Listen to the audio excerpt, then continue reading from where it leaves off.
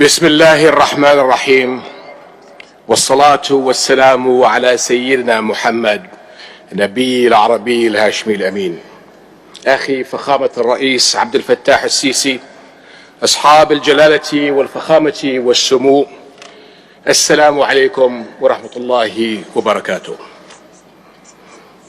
أتوجه بالشكر لفخامة الرئيس على الدعوة لاجتماعنا في هذا الوقت الصعيب العصيب من أجل العمل معا وفورا على وقف هذه الكارثة الإنسانية التي تدفع منطقتنا كلها نحو الهاوية.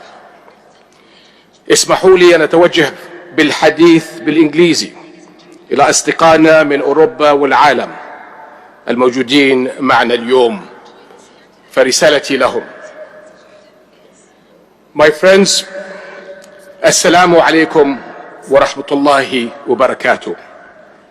This is how Muslims and Arabs greet others, with a wish for the other to be blessed with peace والرحمة من الله. جاء ديننا برسالة للسلام، فالعهدة العمرية التي صدرت على عتبات بوابات القدس قبل ما يقرب 15 قرنا من الزمن، وقبل أكثر من 1000 عام من صدور اتفاقيات جنيف، أمرت الجنود المسلمين بألا يقتلوا طفلا ولا امرأة ولا كبيرا في السن، وألا يقطعوا شجرة، وألا يؤذوا راهبا، وألا يدمروا كنيسة. هذه قواعد الاشتباك التي يجب على المسلمين تطبيقها والالتزام بها، كما يتحتم الالتزام بها على كل من يؤمن بأنسانيتنا المشتركة، فحياة كل المدنيين ثمينة.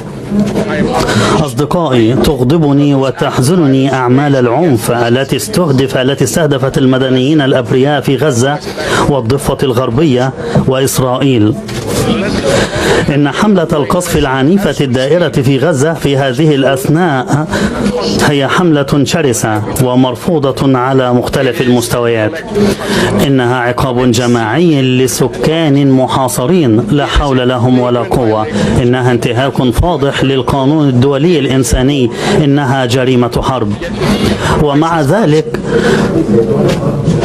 فكلما تزداد وحشية الأحداث يبدو أن اهتمام العالم يقل شيئا فشيئا، ففي أي مكان آخر كان العالم ليدين استهداف البنى التحتية للمدنيين والحرمان المتعمد للسكان من الغذاء والمياه والكهرباء والاحتياجات الأساسية، وبالتأكيد كانت لتتم مساءلة الفاعل فورا. وهكذا كان الحال فعلا في الفترة الأخيرة في صراع آخر، لكن ليس في غزة. فقد مر أسبوعان منذ فرضت إسرائيل حصارا كاملا على قطاع غزة، ويستمر مع ذلك الصمت الدولي من غالبية البلدان. ولكن الرسالة التي يسمعها العالم العربي عالية وواضحة: حياة الفلسطينيين أقل أهمية من حياة الإسرائيليين. حياتنا أقل أهمية من حياة الآخرين. وتطبيق القانون الدولي اختياري وانتقائي، وحقوق الإنسان لها محددات، فهي تتوقف عند الحدود، وتتوقف باختلاف الأعراق، وتتوقف باختلاف الأديان. هذه رسالة خطيرة للغاية، وعواقب اللامبالاة والتقاعس الدوليين المستمرين ستكون كارثية علينا جميعا. أصدقائي، لا يمكننا أن ندع العاطفة تملي علينا كيفية التعامل مع هذه اللحظة، فأولوياتنا اليوم واضحة وعاجلة. أولا، الوقف الفوري للحرب على غزة وحماية المدنيين وتبني موقف موحد يدين استهدافهم من الجانبين انسجاما مع قيمنا المشتركة والقانون الدولي الذي يفقد كل قيمته إذا تم تنفيذه بشكل انتقائي. ثانيا، إيصال المساعدات الإنسانية والوقود والغذاء والدواء بشكل مستدام ودون انقطاع إلى قطاع غزة.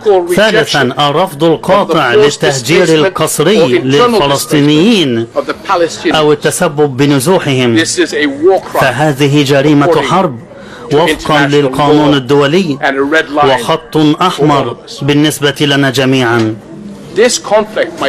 أصدقائي، إن هذا الصراع لم يبدأ قبل أسبوعين ولن يتوقف إذا واصلنا السير على هذا الطريق الملطخ بالدماء. فنحن جميعا ندرك جيدا أن ذلك لن يؤدي إلا إلى المزيد من دوامات الموت والدمار والكراهية واليأس تتكرر دوما.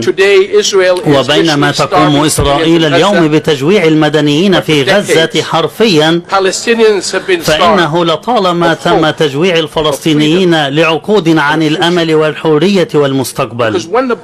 وعندما يتوقف القصف لن تتم محاسبة إسرائيل، وسيستمر ظلم الاحتلال، وسيدير العالم ظهره إلى أن تبدأ دوامة جديدة من العنف. إن سفك الدماء الذي نشهده اليوم هو ثمن هذا الفشل في تحقيق تقدم ملموس نحو أفق سياسي يحقق السلام للفلسطينيين والإسرائيليين على حد سواء. ويتعين على القيادة الإسرائيلية أن تدرك أنه لا يوجد حل عسكري لمخاوفها الأمنية، وأنها لا تستطيع الاستمرار في تهميش 5 ملايين فلسطيني يعيشون تحت احتلالها محرومين من حقوقهم المشروعة، وأن حياة الفلسطينيين لا تقل قيمة عن حياة الإسرائيليين. وعلى القيادة الإسرائيلية أن تدرك أيضا وبشكل نهائي أنه لا يمكن لدولة أن تزدهر أبدا إذا بنيت على أساس من الظلم. على مدى السنوات 15 الماضية رأينا كيف تحولت أحلام حل الدولتين وآمال جيل كامل إلى يأس. هذه هي سياسة القيادة الإسرائيلية المتشددة التي بنيت على الأمن بدل السلام وفرض حقائق جديدة غير شرعية على الأرض، تجعل هدف الدولة الفلسطينية المستقلة غير قابل للتطبيق. وفي هذه الأثناء تسببت بتمكين المتطرفين من الجانبين، ولكنه لا يمكننا غض الطرف عن هذا الصراع باعتبار حله بعيد المنال من أجل الفلسطينيين والإسرائيليين. إن رسالتنا الموحدة للشعب الإسرائيلي يجب أن تكون أننا نريد مستقبلا من السلام والأمن لكم وللفلسطينيين، حيث يعيش أبناءكم وأبناء الفلسطينيين دون خوف. ومن واجبنا كمجتمع دولي أن نفعل كل ما هو مطلوب لإعادة إطلاق عملية سياسية هادفة يمكنها أن تأخذنا إلى سلام عادل ومستدام على أساس حل الدولتين. إن السبيل الوحيد لمستقبل آمن لشعوب الشرق الأوسط والعالم أجمع، لليهود والمسيحيين والمسلمين على حد سواء، يبدأ بالإيمان بأن حياة كل إنسان متساوية في القيمة، وينتهي بدولتين فلسطين وإسرائيل تتشاركان في الأرض والسلام من النهر إلى البحر. لقد حان الوقت للعمل بجدية. شكرا لكم. Thank you all, and may the peace and blessings of Allah be upon you.